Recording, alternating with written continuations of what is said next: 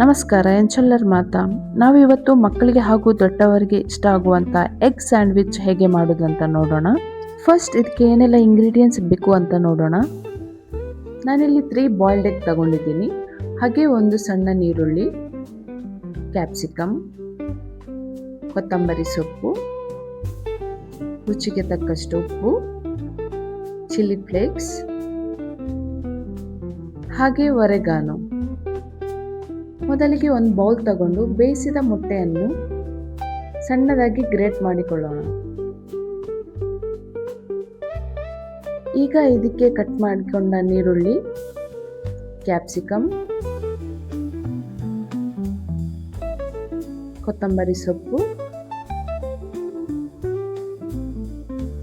Chilli flakes, oregano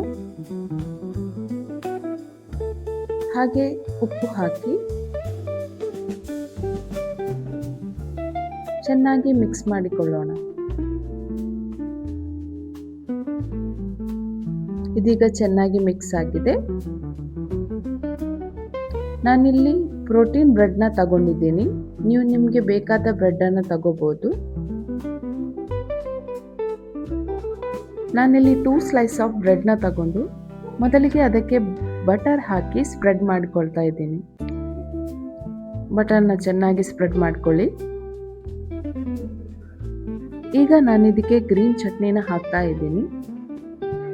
ಸ್ವಲ್ಪನೇ green chutney ಹಾಕಿ spread ಮಾಡ್ಕೊಳ್ಳಿ.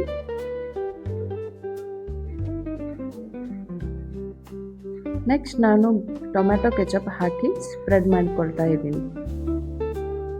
Tomato ketchup sweet ಆಗಿರುತ್ತೆ, ಸೊ ಮಕ್ಕಳಿಗೆ ಹಾಕುವಾಗ ನೋಡ್ಕೊಂಡು ಹಾಕಿ.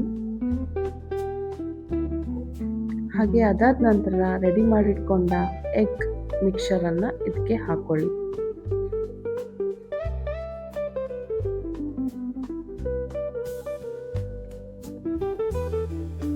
ನೆಕ್ಸ್ಟ್ ನಾನು ಇದಕ್ಕೆ ಅಮೂಲ್ ಚೀಸ್ನ ಹಾಕ್ತಾ ಇದ್ದೀನಿ.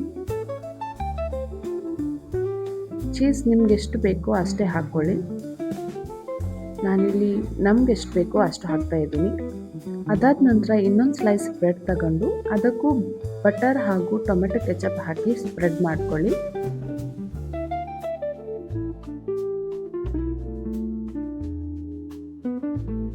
ನಂತರ ಆ ಬ್ರೆಡ್ನ ಈ ಥರ ಕವರ್ ಮಾಡಿ. ಈಗ ಕಾದ ತವಾಗೆ ಸ್ವಲ್ಪ ಬಟರ್ ಹಾಕಿ ಸ್ಪ್ರೆಡ್ ಮಾಡ್ಕೊಳ್ಳಿ. ಅದಕ್ಕೆ ರೆಡಿ ಮಾಡಿಟ್ಕೊಂಡಂಥ ಬ್ರೆಡ್ನ ಹಾಕಿ ಎರಡೂ ಕಡೆ ಕಾಯಿಸಿಕೊಳ್ಳಿ. ಬೇಕಾದರೆ ಬ್ರೆಡ್ ಮೇಲೆ ಸ್ವಲ್ಪ ಬಟರ್ ಹಾಕಿ ಕಾಯಿಸ್ಕೊಳ್ಳಿ.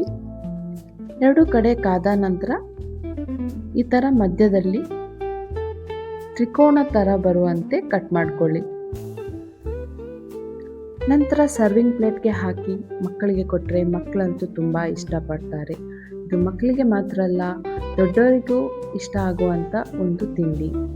ನೀವು ಇವತ್ತು ಮನೆಯಲ್ಲಿ ಟ್ರೈ ಮಾಡಿ ನೋಡಿ. ಹಾಗೆ ಕಮೆಂಟಲ್ಲಿ ತಿಳಿಸಿ ಹೇಗಾಗಿದೆ ಅಂತ. ವಿಡಿಯೋ ಇಷ್ಟ ಆದರೆ ಪ್ಲೀಸ್ ಲೈಕ್ ಆ್ಯಂಡ್ ಕಮೆಂಟ್ ಮಾಡಿ. Thank you for watching.